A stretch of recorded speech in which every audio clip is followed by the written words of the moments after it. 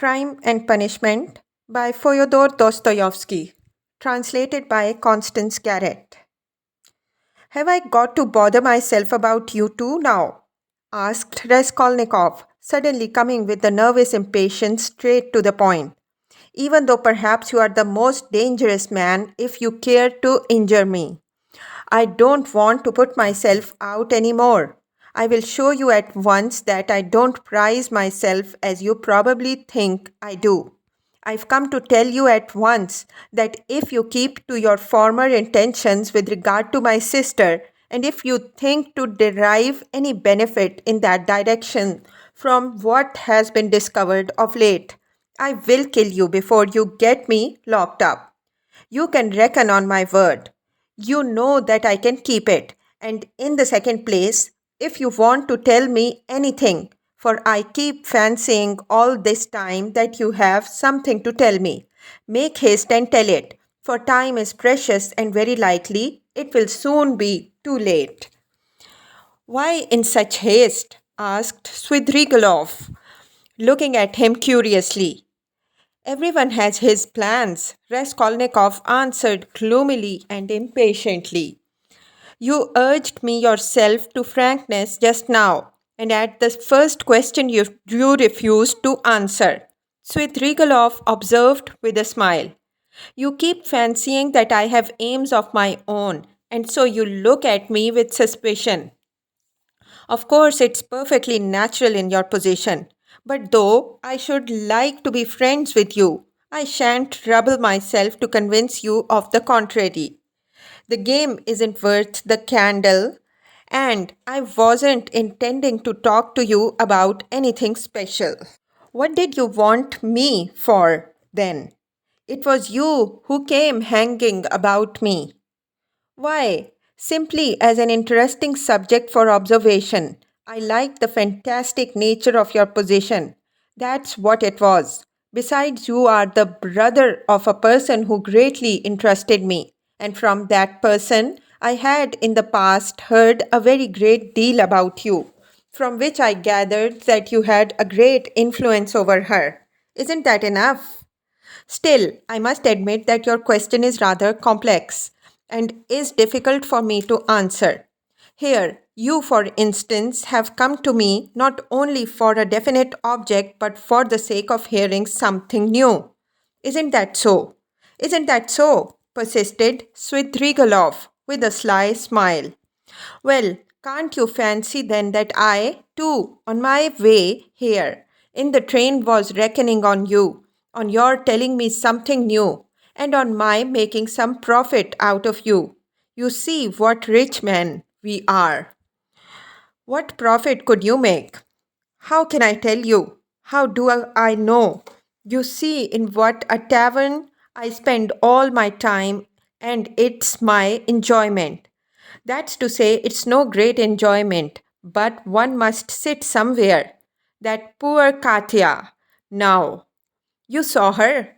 If only I had been a glutton now, a club gourmand. But you see, I can eat this. He pointed to a little table in the corner where the remnants of a terrible looking beefsteak and potatoes lay on a tin dish. Have you dined, by the way? I've had something and want nothing more. I don't drink, for instance, at all, except for champagne. I never touch anything, and not more than a glass of that all the evening, and even that is enough to make my head ache. I ordered it just now to wind myself up, for I am just going off somewhere, and you see me in a peculiar state of mind. That was why I hid myself just now like a schoolboy, for I was afraid you would hinder me. But I believe, he pulled out his watch, I can spend an hour with you. It's 4:30 now. If only I'd been something, a landowner, a father, a cavalry officer, a photographer, a journalist. I am nothing, no speciality, and sometimes I am positively bored. I really thought you would tell me something new. But what are you, and why have you come here? What am I? A gentleman. I served for 2 years in the cavalry. Then I knocked about here in Petersburg. Then I married Marfa Petrovna and I lived in the country. There you have my biography. You are a gambler, I believe. No, a poor sort of gambler, a card sharper, not a gambler. You have been a card sharpener then. Yes, I have been a card sharpener too. Didn't you get thrashed sometimes? It did happen. Why? Why, you might have challenged them. Altogether, it must have been lively. I won't contradict you, and besides, I am no hand at philosophy. I must confess that I hastened here for the sake of the women. As soon as you buried Marfa Petrovna. Quite so, Svidrigailov smiled with engaging candor. What of it? You seem to find something wrong in my speaking like that about women. You ask whether I find anything wrong in vice? Vice! Oh, that's what you are after. But I'll answer you in order. First, about women in general. You know, I am fond of talking. Tell me, what should I restrain myself for? Why should I give up women since I have a passion for them? It's an occupation anyway. So you hope for nothing here but vice. Oh, very well. For vice then. You insist on its being vice. But anyway, I like a direct question. In this wise, at least there is something permanent, founded indeed upon nature and not dependent on fantasy. Something present in the blood like an ever burning ember, forever setting one on fire and maybe not to be quickly extinguished, even with years. You'll agree it's an occupation of a sort. That's nothing to rejoice at. It's a disease and a dangerous one. Oh, that's what you think, is it? I agree that it is a disease like everything that exceeds moderation. And of course, in this one must exceed moderation. But in the first place, everybody does so in a one way or another. And in the second place, of course, one ought to be moderate and prudent, however mean it may be. But what am I to do? If I hadn't this, I might have to shoot myself. I am ready to admit that a decent man ought to put up with being bored. But yet, and could you shoot yourself? Oh, come, Svidrigailov parried with disgust. Please don't speak of it, he added hurriedly, and with none of the bragging tone he had shown in all the previous conversation. His face quite changed. I admit it's an unpardonable weakness, but I can't help it. I am afraid of death and I dislike its being talked of. Do you know that I am, to a certain extent, a mystic? Ah, the apparitions of Marfa Petrovna. Do they still go on visiting you? Oh, don't talk of them. There have been no more in Petersburg. Confound them. He cried with an air of irritation. Let's rather talk of that, though. I have not much time and can't stay long with you. It's a pity. I should have found plenty to tell you. What's your engagement? A woman? Yes, a woman. A casual incident. No, that's not what I want to talk of. And the hideousness, the filthiness of all your surroundings. Doesn't that affect you? Have you lost the strength to stop yourself? And do you pretend to strength too? You surprised me just now, Rodion Romanovich, though I knew beforehand it would be so. You preach to me about vice and aesthetics. You, a Schiller. You, an idealist. Of course, that's all as it should be, and it would be surprising if it were not so. Yet it is strange in reality. Ah, what a pity! I have no time for your a most interesting type. And by the way, Are you fond of Schiller? I'm awfully fond of him. But what a braggart you are, Raskolnikov said with some disgust. Upon my word, I am not, answered Svidrigailov, laughing. However, I won't dispute it. Let me be a braggart. Why not brag if it hurts no one? I spent 7 years in the country with Marfa Petrovna. So now, when I come across an intelligent person like you, intelligent and highly interesting, I am simply glad to talk. And besides, I've drunk that half glass of champagne and it's gone to my head a little. And besides, there's a certain fact that has wound me up tremendously. But about that, I will keep quiet. Where are you off to? He asked in alarm. Raskolnikov had begun getting up. He felt oppressed and stifled, and as it were, ill at ease at having come here. He felt convinced that Svidrigailov was the most worthless scoundrel on the face of the earth. Ah, sit down, stay a little, Svidrigailov begged. Let them bring you some tea anyway. Stay a little. I won't talk nonsense about myself. I mean, I'll tell you something. If you like, I'll tell you how a woman tried to save me, as you would call it. It will be an answer to your first question indeed, for the woman was your sister. May I tell you? It will help to spend the time. Tell me, but I trust that you. Oh, don't be uneasy. Besides, even in a worthless low fellow like me, Avdotya Romanovna can only excite the deepest respect. Chapter 4. You know, perhaps, yes, I told you myself, began Svidrigailov, that I was in the debtor's prison here for an immense sum and had not any expectation of being able to pay it.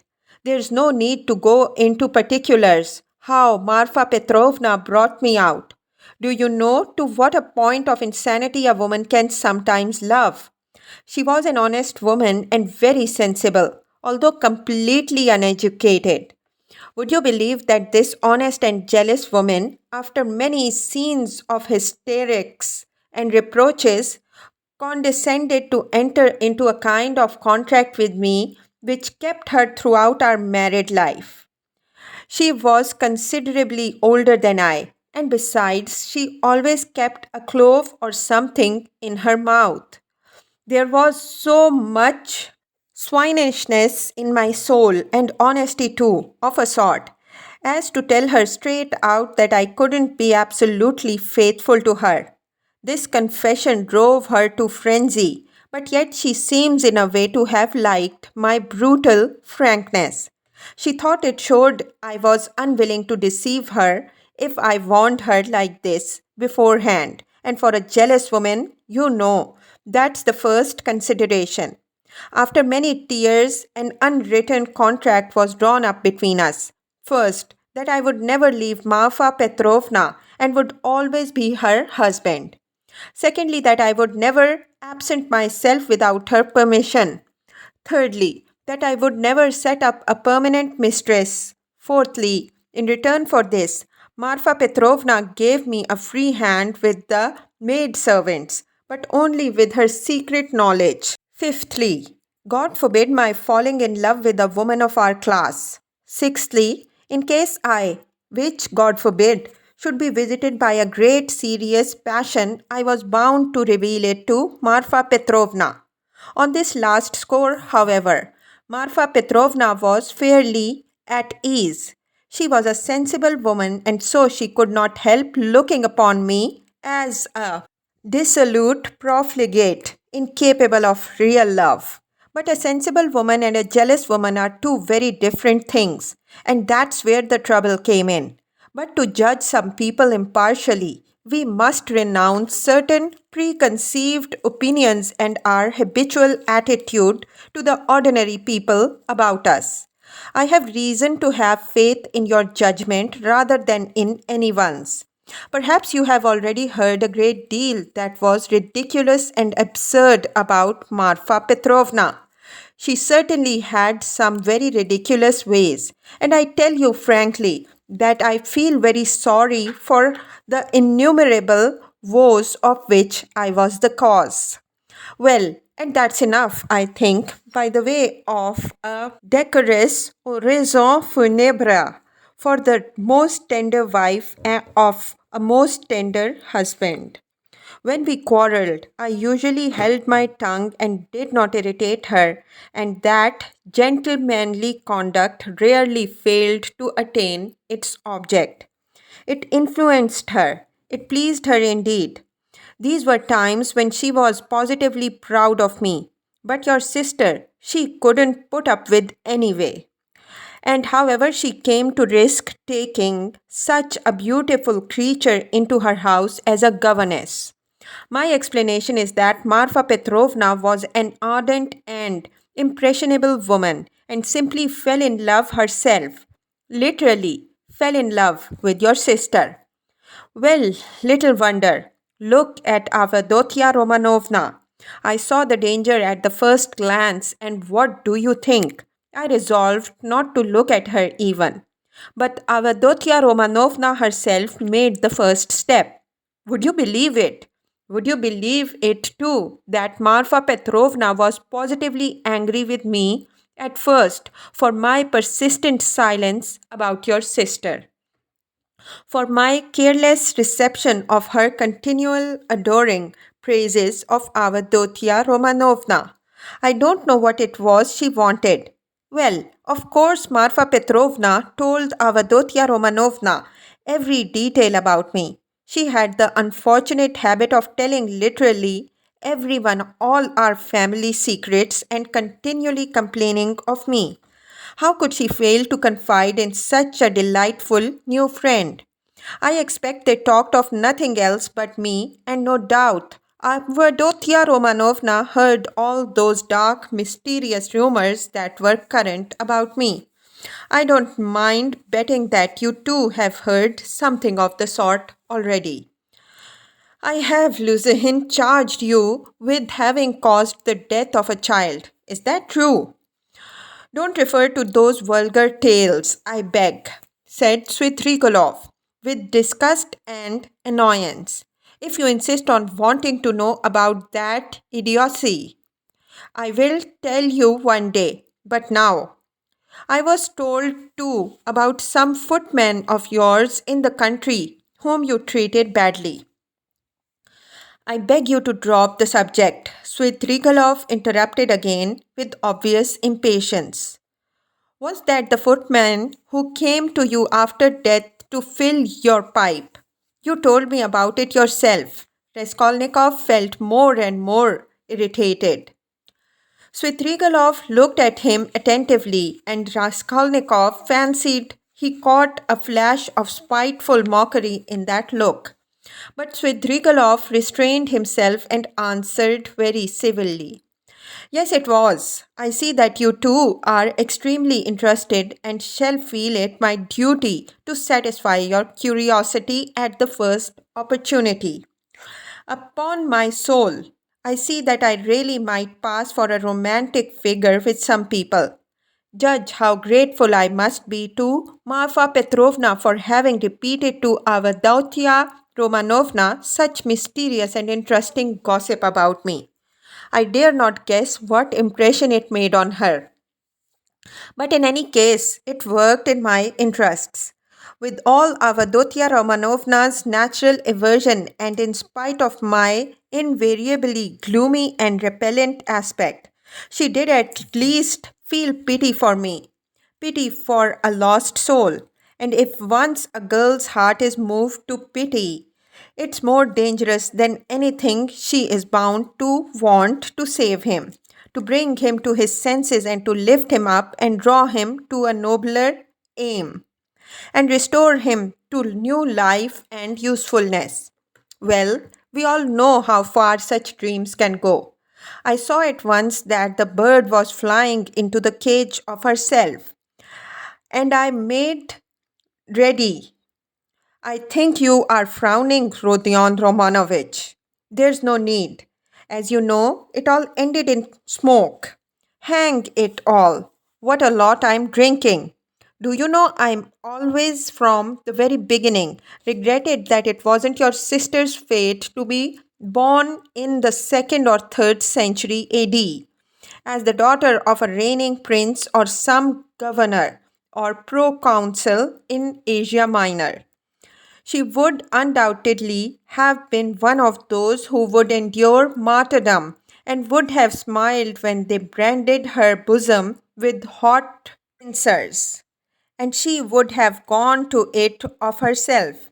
And in the 4th and 5th century, she would have walked away into the Egyptian desert and would have stayed there 30 years, living on roots and ecstasies and visions. She is simply thirsting to face some torture for someone, and if she can't get her torture, she'll throw herself out of a window. I've heard something of a Mr. Resumehin. He is said to be a sensible fellow. His surname suggests it. Indeed, he's probably a divinity student. Well, he'd better look after your sister. I believe I understand her and I'm proud of it. But at the beginning of an acquaintance, as you know, one is apt to be more heedless and stupid. One doesn't see clearly. Hang it all. Why is she so handsome?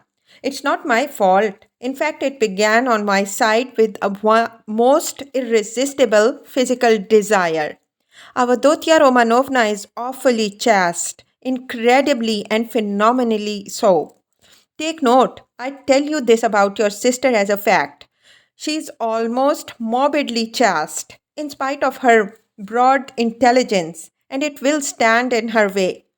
There happened to be a girl in the house then, Parasha, a black-eyed wench whom I had never seen before.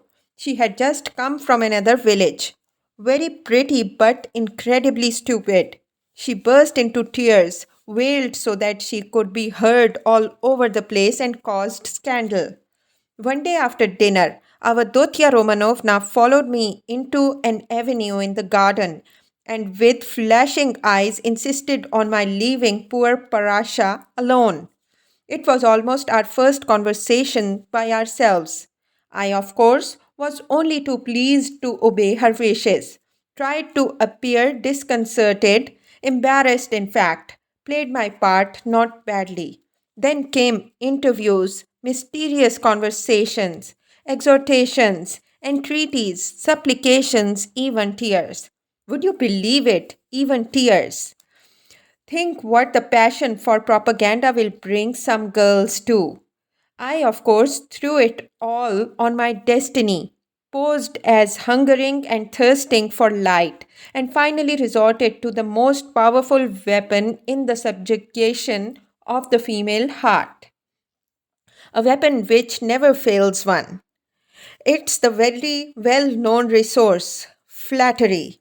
Nothing in the world is harder than speaking the truth, and nothing easier than flattery. If there's the 100th part of a false note in speaking the truth, it leads to a discord, and that leads to trouble.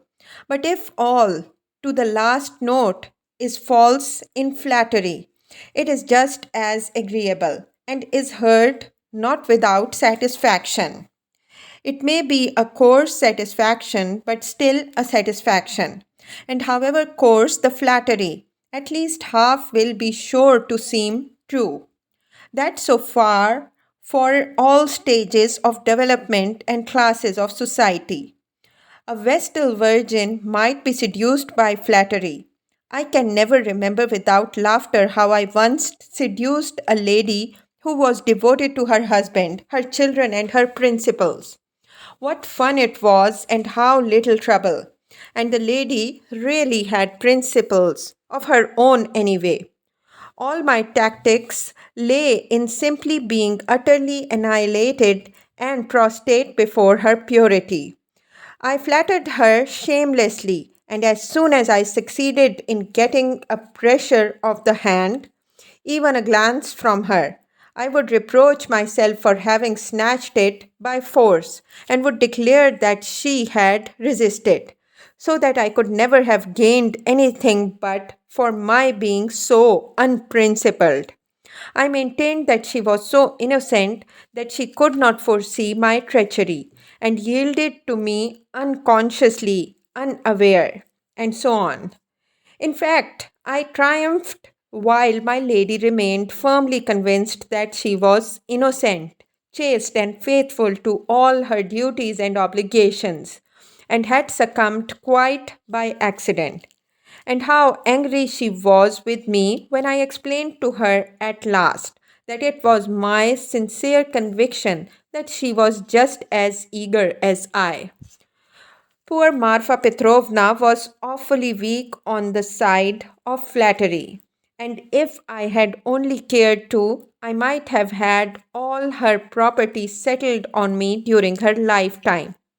I'm drinking an awful lot of wine now and talking too much. I hope you won't be angry if I mention now that I was beginning to produce the same effect on Avadutya Romanovna. But I was stupid and impatient and spoiled it all. Avadotya Romanovna had several times, and one time in particular, been greatly displeased by the expression of my eyes. Would you believe it? There was sometimes a light in them which frightened her and grew stronger and stronger and more unguarded till it was hateful to her. No need to go into detail, but we parted. There I acted stupidly again. I fell to jeering in the coarsest way at all such propaganda and efforts to convert me. Parasha came on to the scene again, and not she alone. In fact, there was a tremendous to do. Ah, Rodion Romanovich, if you could only see how your sister's eyes can flash sometimes. Never mind my being drunk at this moment and having had a whole glass of wine.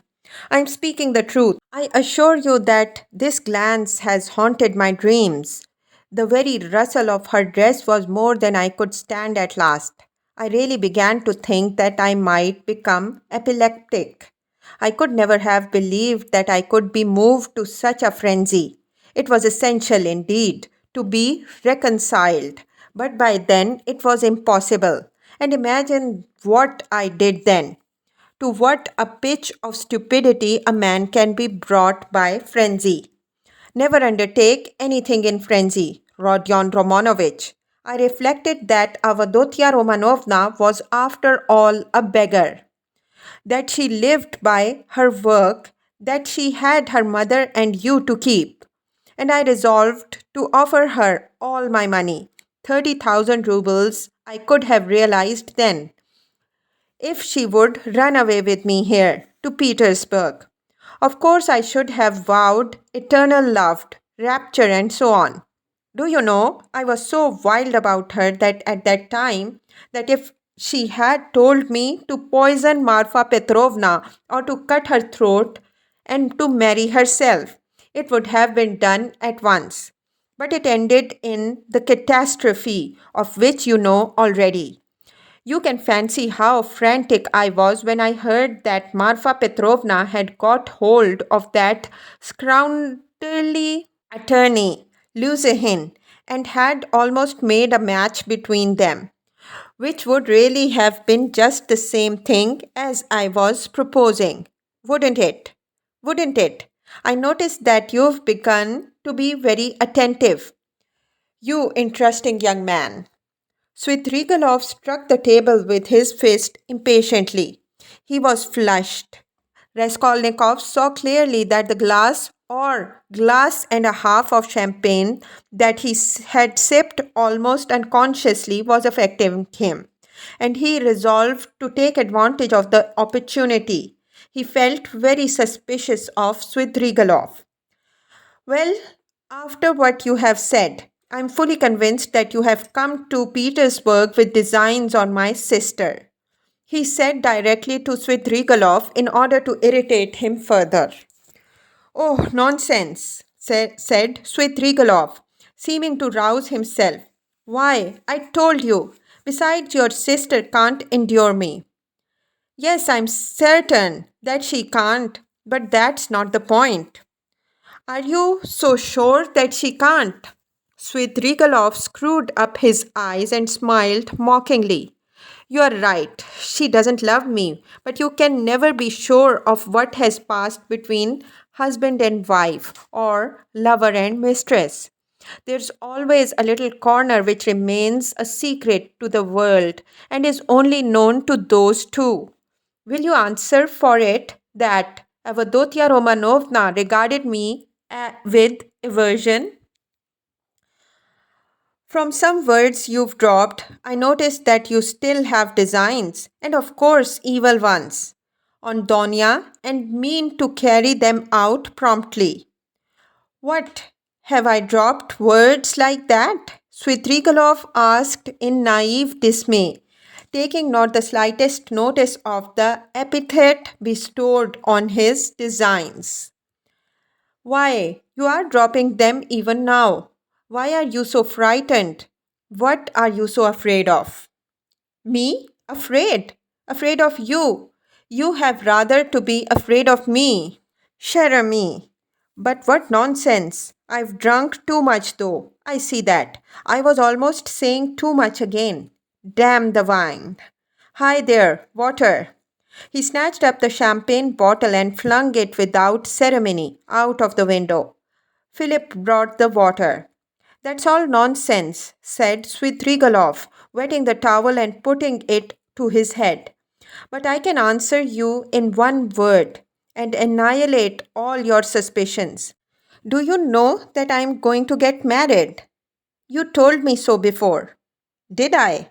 I've forgotten. But I couldn't have told you so for certain, for I had not even seen my betrothed. I only meant to. But now I really have a betrothed and it's a settled thing. And if it weren't that I have business that can't be put off, I would have taken you to see them at once, for I should like to ask your advice. Ah, hang it. Only 10 minutes left. See, look at the watch. I must tell you, for it's an interesting story, my marriage, in its own way. Where are you off to? Going again? No, I'm not going anywhere. Not at all. We shall see. I'll take you there. I'll show you my betrothed. Only not now, for you'll soon have to be off. You have to go to the right and I to the left. Do you know that Madame Reselich, the woman I'm lodging with now, eh? I know what you're thinking. That she's the woman whose girl they saw drowned herself in the winter. Come, are you listening? She arranged it all for me. You're bored, she said. You want something to fill up your time, for you know I am a gloomy, depressed person. Do you think I'm light-hearted? No, I'm gloomy. I do no harm, but sit in a corner without speaking a word for 3 days at a time. And that Rezelich is a sly hussy, I tell you. I know what she has got in her mind. She thinks I shall get sick of it, abandon my wife and depart, and she'll get hold of her and make a profit out of her. In our class, of course, or higher. She told me the father was a broken down retired official who has been sitting in a chair for the last 3 years with his legs paralyzed. The mamma, she said, was a sensible woman. There is a son serving in the provinces, but he doesn't help. There is a daughter who is married, but she doesn't visit them. And they've 2 little nephews on their hands, as though their own children were not enough. And they've taken from school their youngest daughter, a girl who'll be 16 in another month, so that then she can be married. She was for me. We went there. How funny it was. I present myself, a landowner, a widower, of a well known name with connections and fortune. What if I am 50 and she is not 16? Who thinks of that? But it's fascinating, isn't it? It is fascinating. You should have seen how I talked to the papa and the mamma. It was worth paying to have seen me at that moment. She comes in, curtsies. You can fancy still in a short frock, an unopened bud, flushing like a sunset. She had been told, no doubt. I don't know how you feel about female faces, but to my mind, these 16 years, these childish eyes, shyness and tears of bashfulness are better than beauty, and she's a perfect little picture too. Fair hair in little curls like a lamb's, full little rosy lips, tiny feet, a charmer. Well, we made friends. I told them I was in a hurry owing to domestic circumstances, and the next day, that is the day before yesterday, we were betrothed. When I go now, I take her on my knee at once and keep her there. Well, she flushes like a sunset, and I kiss her every minute. Her mamma, of course, impresses on her that this is her husband and that this must be so. It's simply delicious. The present betrothed condition is perhaps better than the marriage. Here you have what is called la nature et la vérité. I've talked to her twice. She is far from a fool. Sometimes she steals a look at me that positively scorches me. Her face is like Raphael's Madonna. You know, the Sistine Madonna's face has something fantastic in it. The face of mournful religious ecstasy. Haven't you noticed it? Well, she is something in that line. The day after we'd been betrothed, I brought her presents to the value of 1500 rubles, a set of diamonds and another of pearls, and a silver dressing case as large as this, with all sorts of things in it, so that even my Madonna's face glowed. I sat her on my knee yesterday, and I suppose rather too unceremoniously. She flushed crimson and the tears started, and she didn't want to show it. We were left alone. She suddenly flung herself on my neck for the first time of her own accord, put her little arms round me, kissed me, and vowed that I would be an obedient, faithful, and good wife, would make me happy, would devote her life to me, every minute of her life, would sacrifice everything, everything, and that all she asks in return is my respect, and that she wants nothing, nothing more of me, no presents. You'll admit that to hear such a confession alone from an angel of 16 in a muslin frock with little curls, with a flush of maiden shyness in her cheeks and tears of enthusiasm in her eyes is rather fascinating. Isn't it fascinating? It's worth paying for, isn't it? Well, listen, we'll go to see my betrothed only, not just now. The fact is, this monstrous difference in age and development excites your sensuality.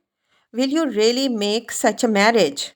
Why, of course, everyone thinks of himself and he lives more gaily who knows best how to deceive himself. But why are you so keen about virtue? Have mercy on me, my good friend. I am a sinful man. But you have provided for the children of Katerina Ivanova, though you had your own reasons. I understand it all now. I'm always fond of children, very fond of them, laughed Svidrigailov. I can tell you one curious instance of it. The first day I came here, I visited various haunts. After 7 years, I simply rushed at them. You probably notice that I am not in a hurry to renew acquaintance with my old friends. I shall do without them as long as I can. Do you know, when I was with Marfa Petrovna in the country, I was haunted by the thought of these places where anyone who knows his way about can find a great deal.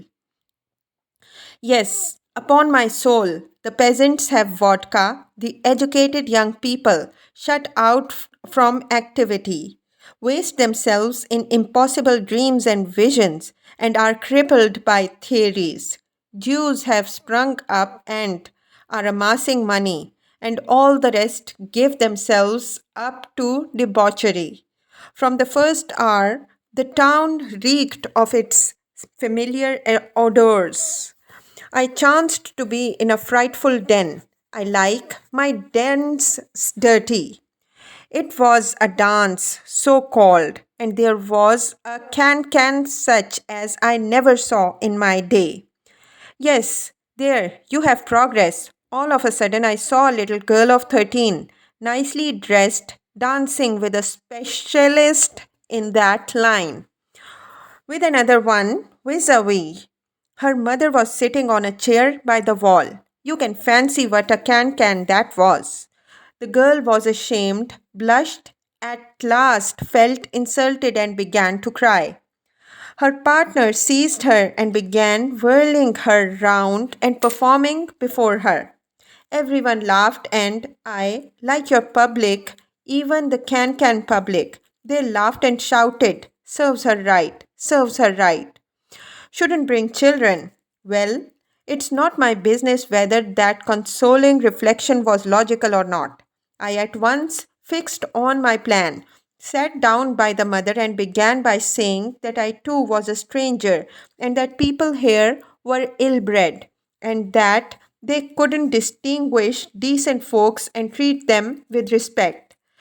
Gave her to understand that I had plenty of money, offered to take them home in my carriage.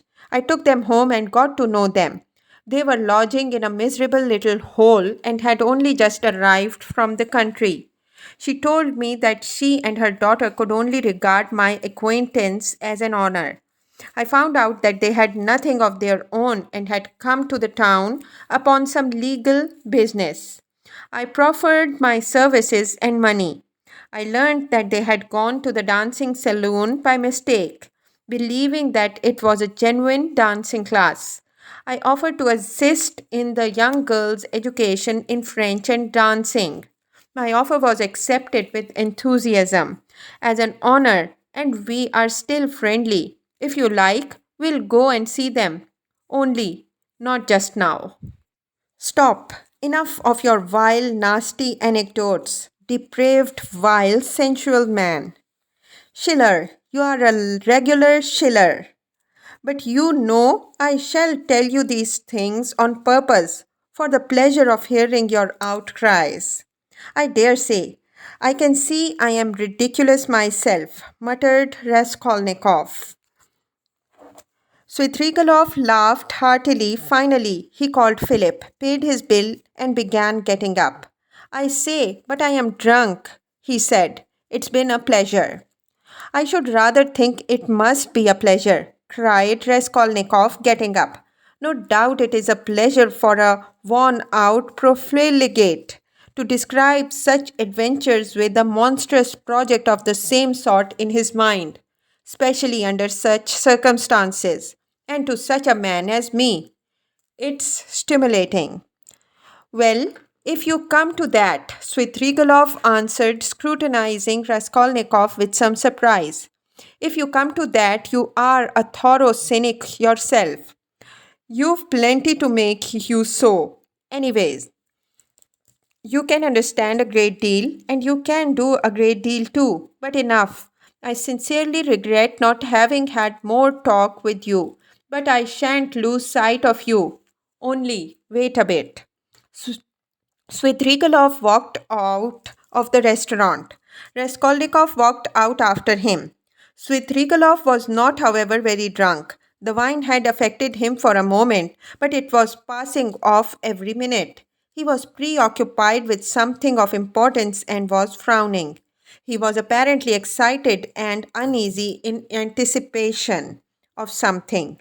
His manner to Raskolnikov had changed during the last few minutes, and he was ruder and more sneering every moment. Raskolnikov noticed all this, and he too was uneasy. He became very suspicious of Svidrigailov and resolved to follow him. They came out onto the pavement.